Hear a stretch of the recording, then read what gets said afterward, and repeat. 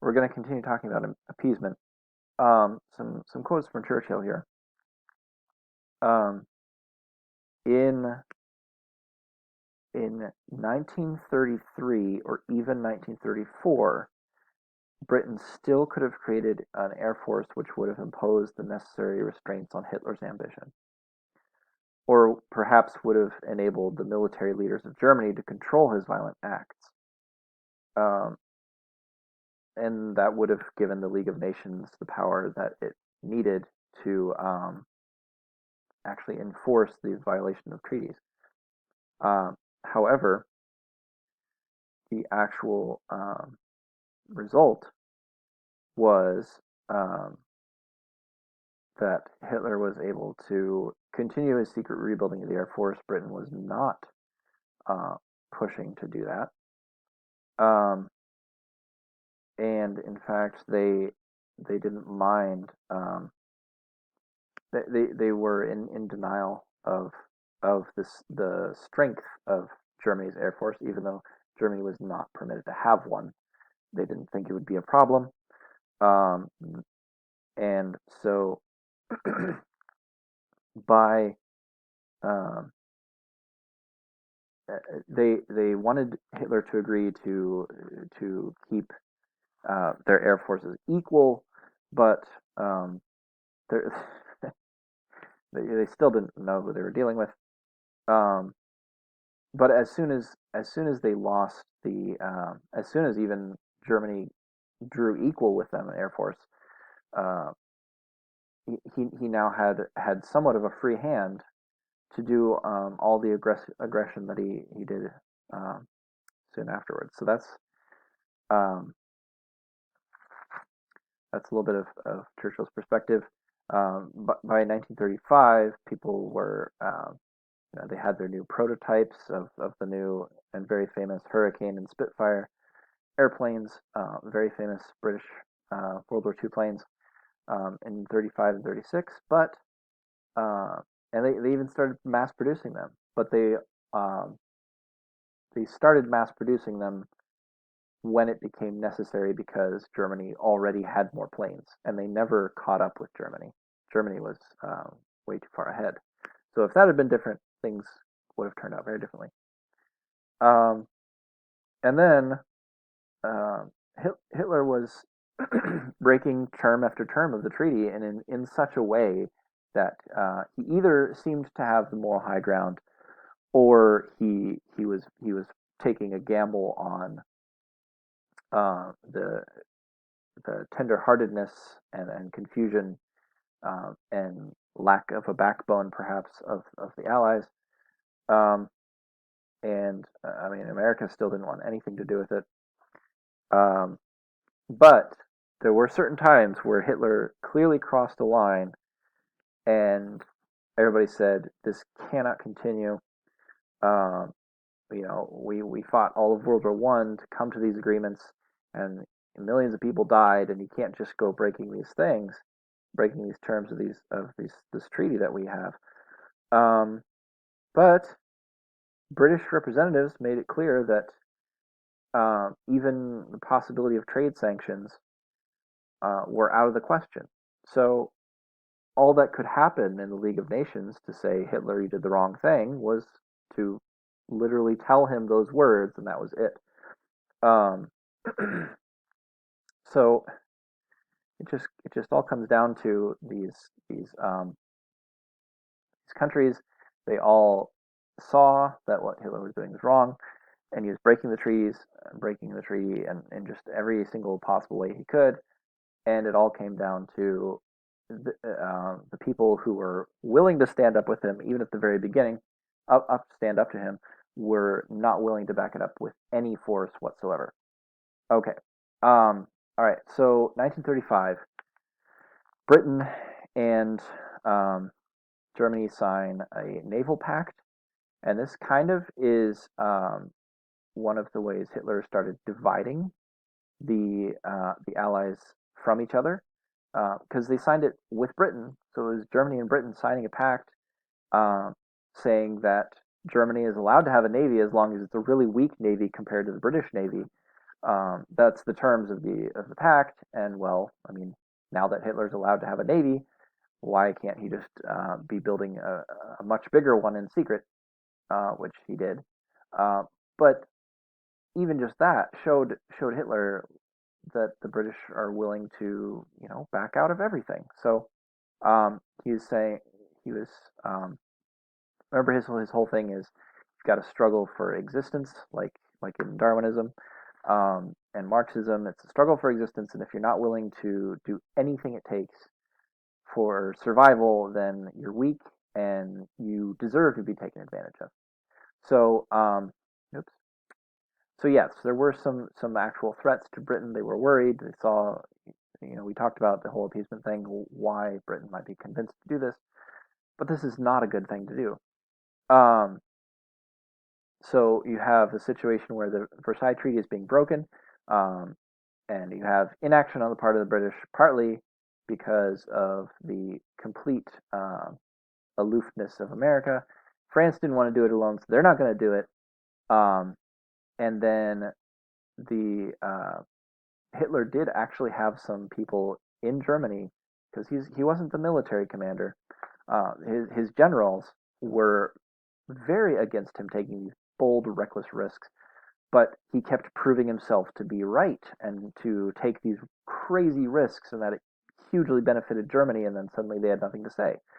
Um, Even the assassination plots that were circulating, uh, once he was so openly successful, if they murdered him, then he would be he would be a martyr instead of you know um, a failure. So all right, again, he allies himself with Italy. He's just openly declaring, look, I don't want war. I just want some space for the German people. We're being oppressed. We don't have enough space. Our economy can't handle this. Um, and anybody that he's having join are ethnically German, and so it's the same as just the self determination from the end of World War I, where it's Germany bring all the Germans into one country. It makes sense based on the way borders were being drawn. He's got a lot of excuses. He's got them all lined up. All right, so let me get to the Anschluss. We talked about um, how it wasn't peaceful, where he made threats. It wouldn't have been possible without the Austrian Empire splitting, and then troops just marched into to Austria, and now Austria is part of Germany. Um, and now, as you saw from some of the maps and some of the videos, Czechoslovakia is kind of surrounded by Austria Germany now. Um, in fact, the Sudetenland is kind of just just a little bit in from the border all along the Austrian and German borders of Czech. And you saw some of the defenses, and Czechoslovakia was protected by both France and Britain had agreed to come to the defense of Czechoslovakia. Um, so there was that. They actually had we're going to come defend Czechoslovakia in case Germany invaded. The Czech people had a huge army. Hitler could not have won against them alone as Germany without huge losses. So just gives you some comparison.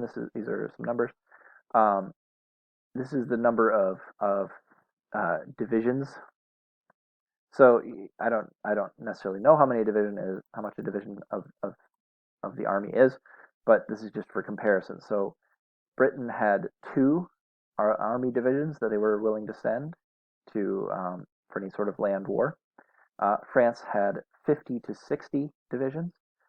Germany had been cut down to 40 at this point, approximately, and Czech had 30. So if if France and Britain come to the aid of Germany, um, they way outnumber Germany, especially since Germany had about 30 of theirs.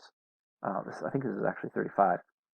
Germany had about 30 of their 40 on the Czech border throughout Germany and Austria. So if France decided to invade, they could crash through just the few divisions that Germany had there, um, by overwhelming them from 10 to 1, and then march through and occupy some of the stuff. Um, and another thing that Czechoslovakia had was they had many factories, really excellent factories that are still around today, or at least uh, I don't know if you've heard of Skoda, but Skoda they produce cars um, now, but they were able to produce things like tanks and ammo. If that had been on the Allied side, then that makes a huge difference. Instead, what ends up happening is there's this Munich conference. The Hitler really does an excellent job of acting as if he is going to start World War II, and everybody gets totally afraid of that.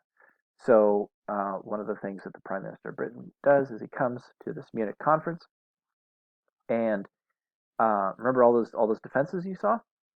That was all part of the Sudetenland, this mountainous area that's hard to even drive through or march through. Um, and then also all these defenses, the bunkers and things. Um, and the Munich conference, Britain, on behalf of Czechoslovakia, just gave it away, um, gave it all away. Um, and so Hitler realized, okay, well, um, they are clearly not going to honor their agreement with Czechoslovakia. They already didn't. And now all of the defenses are cleared away. We can just march in.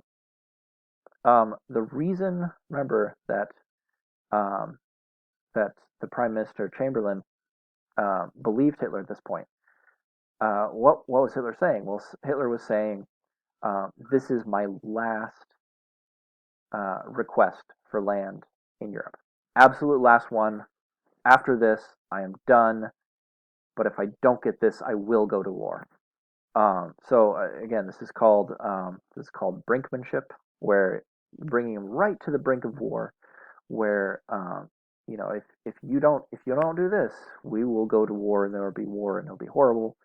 But if you give it to me, then there won't be war. And so he said, "Look, I have this piece of paper that Hitler signed saying he will not um, invade Czechoslovakia, um, and so on." And then very soon he does. But even before he does, Churchill had this great quote: "You had a choice between war and dishonor. You chose dishonor, and now you will have war." Uh, so this is the whole. This is the opposite of appeasement. This is why Churchill is so refreshing. It's sort of like, well, you know, I don't even know what to say after that. You had a choice between war and dishonor. You chose dishonor, and now you'll have war anyway. That kind of says everything you need to say. All right. So immediately after this, Hitler invaded the rest of the country. He got the Skoda factories, and now he can use those to produce ammo instead of ammo produced for allies that are fighting Germany. Now Germany is getting to produce.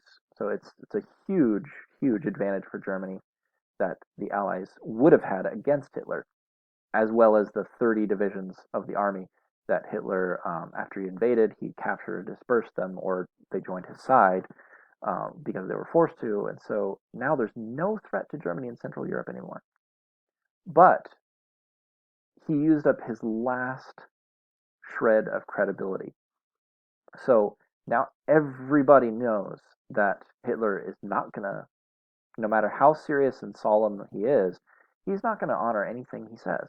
He's just going to do whatever he wants to do.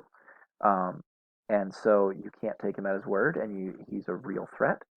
And now that he's gobbled up Czechoslovakia, he is going to threaten to Poland, and this is partly because of the access to the sea. We can see that on a map. Um, and Britain finally woke up and started thinking about working with Russia, but Hitler beat them to it. Um, he signed the non-aggression pact to split Poland, um, and so this is where you finally get um, people declaring war on Hitler.